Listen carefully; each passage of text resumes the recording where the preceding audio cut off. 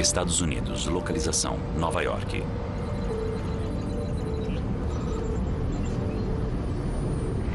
Índia, localização, Mumbai. Os humanos e alguns primatas são vulneráveis a essa doença, que é realmente muito desagradável. Ebola, primeiro surto, 1976. Sudão, partes afetadas do mundo, principalmente países africanos. Óbitos, mais de 10 mil.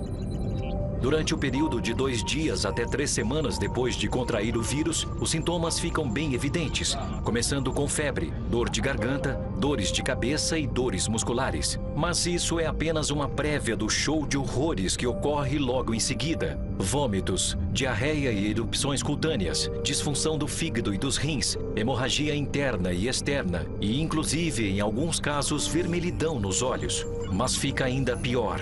Cerca de 50% das infecções registradas resultaram em morte, no período de 1 ou 2 semanas e meia depois que os sintomas do ebola se manifestarem. Ebola, só de ouvir o nome da doença, ebola, já dá muito medo, é assustador. O que acontece, na verdade, é que essas pessoas acabam morrendo e algumas delas têm pequenos sangramentos na boca. As pessoas não dão importância. Tudo fica fora de controle de novo e se espalha durante semanas, meses e anos. Então é isso que nós temos que deter. Justamente quando os infectados de ebola morrem, que o grau de contágio fica maior. Então se as pessoas enterrarem esses infectados, mais 10 vão contrair a doença. Nós normalmente achamos que o ebola é um vírus recente, mas na verdade ele foi identificado pela primeira vez em 1976, num vilarejo perto do rio Ebola. Peter Piot, o cientista que batizou a doença de ebola, hoje é o diretor da Escola de Higiene e Medicina Tropical de Londres. Apesar dele ter encontrado pela primeira vez o vírus no vilarejo chamado Yambuco, ele decidiu poupar o vilarejo deste estigma. Então ele escolheu o nome do rio para a doença. Desde a sua descoberta, a doença se espalhou várias vezes. Centro de Tratamento do Ebola. Entre 1976 e 2013, a Organização Mundial da Saúde registrou um total de 24 surtos, incluindo 1.716 fatalidades. É um quadro horrível, você pode pensar. Mas em 2014 a situação ficou ainda pior. Em março daquele ano, a Organização Mundial da Saúde noticiou um surto grave em Guiné, uma nação da África Ocidental. A doença rapidamente se propagou para Libéria e Serra Leoa, os vizinhos mais próximos de Guiné. Lembrando da morte com dignidade.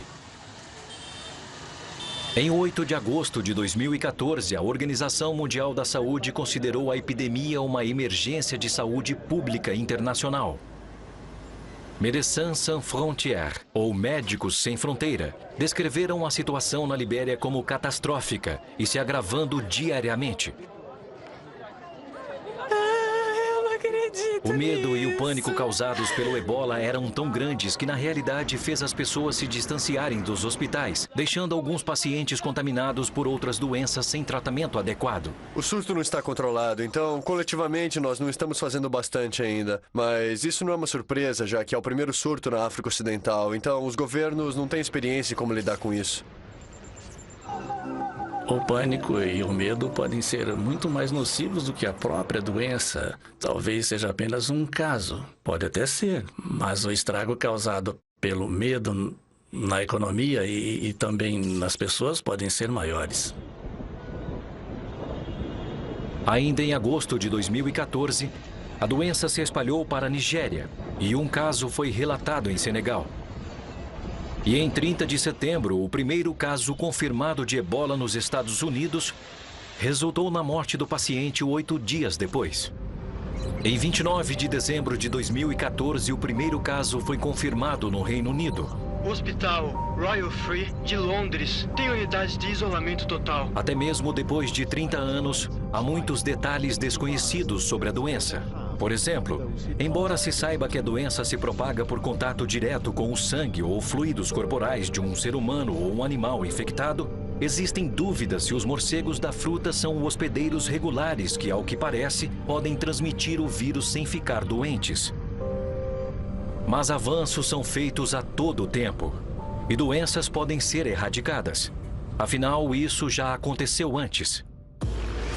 Varíola, Índia, Bihar.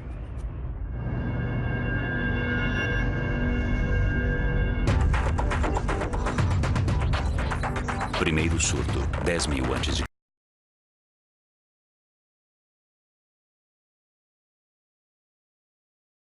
300 a 500 milhões durante o século XX. Tomemos como exemplo a varíola. Historiadores acreditam que ela acompanha a humanidade desde os primeiros assentamentos agrícolas, cerca de 10.000 anos antes de Cristo. Os restos mumificados de faraós egípcios contêm a primeira evidência definitiva de varíola no mundo antigo, apesar de os primeiros relatos escritos da doença não terem surgido antes do século IV depois de Cristo na China. Ela avançou pela Europa durante a Idade Média e, posteriormente, no século XVIII, acredita-se que ela foi responsável pela morte de 5 monarcas reinantes. Famosa pelo surgimento de bolhas na face, braços e pernas, o último caso de varíola nos Estados Unidos ocorreu em 1949 e no mundo todo, na Somália, em 1977. A Organização Mundial da Saúde assegurou que a varíola foi erradicada em 1979. E essa ação ocorreu apenas 5 anos depois de um dos surtos mais sérios do século XX. Esse surto teve lugar na Índia, entre janeiro e maio de 1974, quando aproximadamente 15.000 pessoas morreram, principalmente nos estados de Bihar, Orissa e Bengala Ocidental. Dentre os sobreviventes, milhares ficaram desfigurados ou cegos. Número de mortos, 15.000. Porém, na década de 1980, a varíola foi considerada extinta pela Organização Mundial da Saúde, após a implementação de um programa mundial para erradicar essa doença. Este marco foi um grande avanço para os habitantes da Índia e partes da África, onde a varíola era considerada durante muito tempo um fato corriqueiro da vida. Epidemia. Cólera. Primeiro surto, 1816. Bengala. 7 pandemias no total. Partes afetadas do mundo, países emergentes. Pessoas infectadas, 5 milhões por ano. Óbitos, 130 mil por ano. Contudo, às vezes parece que o talento dos cientistas e médicos está numa corrida armamentista contra doenças que podem sofrer mutações e assumir novas formas. O caso em destaque é a cólera. De forma sucinta, a cólera é uma infecção intestinal aguda contraída ao comer ou beber alimentos ou água contaminados. O período entre a contaminação e o surgimento dos primeiros sintomas é às vezes menor que 24 horas ou 5 dias no máximo. Os sintomas são diarreia, náusea, vômitos e, o que não é uma surpresa, desidratação severa. Sem o tratamento adequado, a morte pode ser rápida. É melhor prevenir do que remediar. Mas quando o tratamento é de fato a única opção, então quanto mais rápido, melhor. A primeira medida é a reidratação, ou seja, a compensação de fluidos corporais perdidos. O paciente deve ingerir soro caseiro, que é uma solução de açúcar e sal de cozinha misturados com água potável. Os soros intravenosos e antibióticos também têm seu papel fundamental no tratamento. Eles dificilmente são itens luxuosos, mas quando a cólera ataca em países emergentes, eles podem virar produtos básicos raros. A primeira pandemia de cólera registrada assolou a região de Bengala, na Índia, por volta do ano de 1816 e durou cerca de 7 anos. Altamente contagiosa, a cólera se propagou para o Sudeste Asiático, China, Japão, Oriente Médio e Sul da Rússia. Pandemias de cólera devastaram o mundo durante todo o século XIX. Ironicamente, a propagação da cólera foi facilitada pelos avanços na tecnologia e no transporte e pelas migrações em massa. Contudo, foi somente em 1854 que um inglês chamado John Snow descobriu que a causa primária da doença é a água contaminada.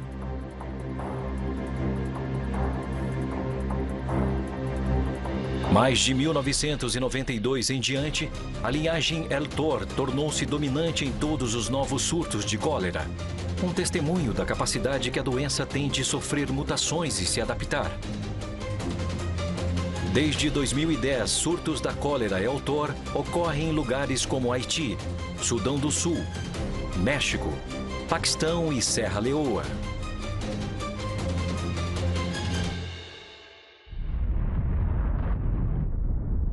No mundo que se tornou tão globalizado como este em que vivemos, Como a humanidade pode acreditar que é possível deter a propagação de doenças? Este é o aeroporto Heathrow. Em média, cerca de 200 mil pessoas passam por este lugar todos os dias. Se apenas uma parcela delas estiver na realidade, não sair de casa se estiver doente, ser vacinado em locais apropriados, praticar sexo seguro e outras medidas de bom senso, como preparar a comida de modo higiênico. E em linhas gerais, como você pode imaginar, pesquisadores científicos estão sempre atrás de novos modos de evitar que doenças se tornem epidemias. E esta busca nunca foi tão crítica.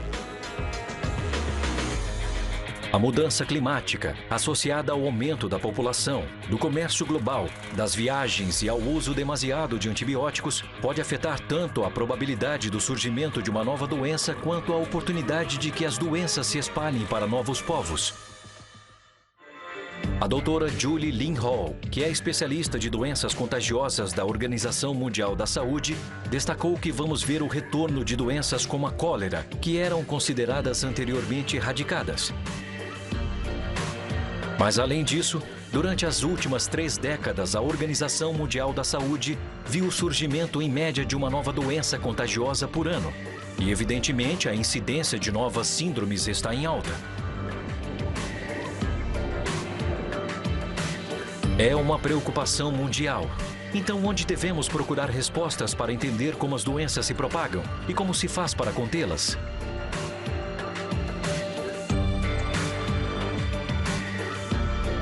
O estudo das redes sociais pode nos ajudar a entender como as doenças se espalham. O fato de que as doenças passam de um indivíduo para o outro através de certos tipos de contato e de que qualquer pessoa tem um número limitado de contatos é o começo para este tipo de análise estatística.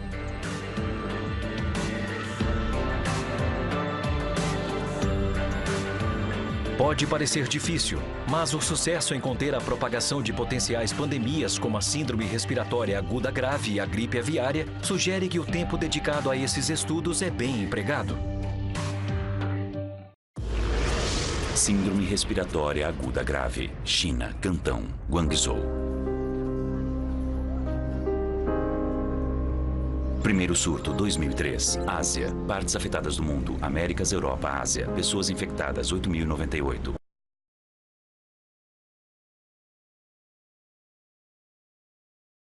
Afligem há séculos. Doenças novas e mortais se fizeram conhecidas no novo milênio. Sobretudo a síndrome respiratória aguda grave e a gripe aviária. Vejamos primeiro a síndrome respiratória aguda grave, conhecida pela abreviação SARS. A doença foi relatada pela primeira vez na província de Guangdong, ou Cantão, na China. Acredita-se que ela foi transmitida para humanos pelos morcegos de ferradura. Em linhas gerais, o primeiro sintoma da SARS é febre alta, temperaturas maiores de 38 graus Celsius. Outros sintomas são dores de cabeça, mal-estar geral e 2 casos de SARS exatamente iguais. A doença pode se desenvolver de diversas maneiras, dependendo da idade e da forma física do paciente. Tudo indica que o ponto crítico é durante a 3ª semana, quando jovens e fortes geralmente começam a se recuperar. Para os menos afortunados é quando a doença começa a se agravar. Os pulmões ficam cheios de líquidos e partículas e um tratamento mais agressivo é administrado, como a ventilação mecânica. SARS, proibido visitantes. Mas ele não é 100% eficaz em todos os casos. No mundo todo, a taxa de mortalidade da SARS é por volta de 10%. Em 2003, essa doença se propagou para mais de 2 dúzias de países antes de ser controlada. É notório que a doença foi eficazmente contida, se considerarmos a facilidade de sua propagação, especificamente pelo contato pessoal, quando alguém infectado tosse ou espirra. A situação que estamos enfrentando agora é extremamente delicada. Nunca antes no mundo todo, o sistema de saúde ficou sob um imenso estresse como esse. Mais de 200 enfermeiras e médicos pegaram esta doença.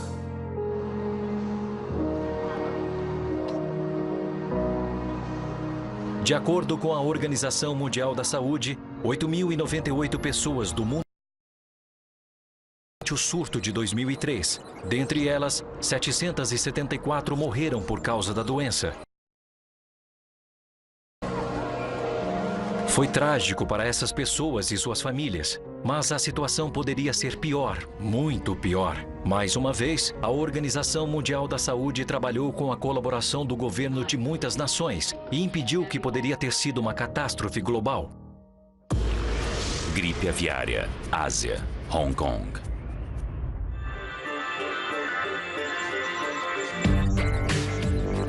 Começo do surto, 2003, China. Número de pessoas infectadas, 844. Número de mortos, 449. A gripe aviária, também conhecida como a gripe do frango, é um vírus contagioso que se espalha entre os pássaros e, em alguns casos, entre seres humanos. É claro que a maioria das doenças que afetam os pássaros não é nociva aos seres humanos, mas duas linhagens em particular que surgiram recentemente podem ser fatais. Milhares de pessoas foram infectadas desde o primeiro surto detectado em 1997, resultando em centenas de fatalidades. Foi naquele ano, na China, que a linhagem da gripe aviária conhecida como H5N1 assolou os gansos numa granja chinesa. Foi descoberto que a doença havia infectado os seres humanos durante os surtos entre as aves domésticas em Hong Kong em 1997. 18 pessoas foram infectadas, dentre elas 6 morreram. Não ficou claro como a doença foi transmitida dos pássaros para os humanos. A mudança em massa das aves domésticas em Hong Kong evitou uma pandemia global. Nós demos início à matança dos frangos, que são criados para fornecer carne no mercado de aves.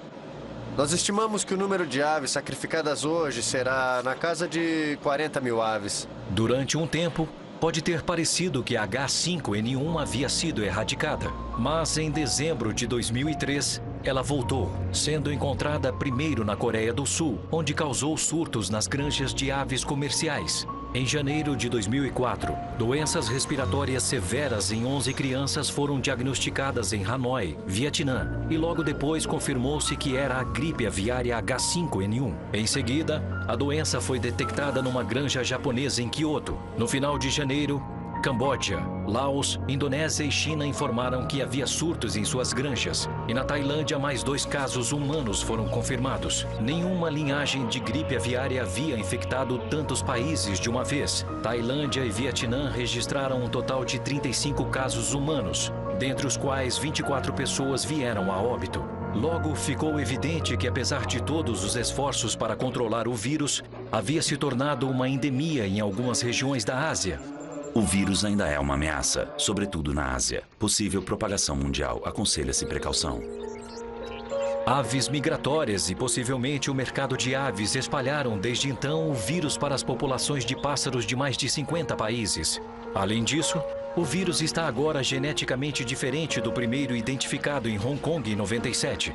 A linhagem atual, conhecida como linhagem Z, mostrou-se ser mais infectante, ou seja, mais capaz de infectar uma gama maior de animais, inclusive porcos, assim como gatos e cachorros. Então, será que estamos lutando uma batalha perdida contra um assassino global?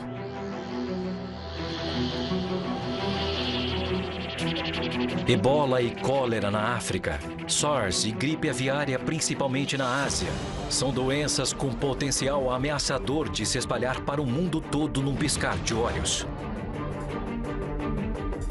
Parece que conseguimos derrotar a varíola, mas era o que acreditávamos com relação à cólera há alguns anos atrás.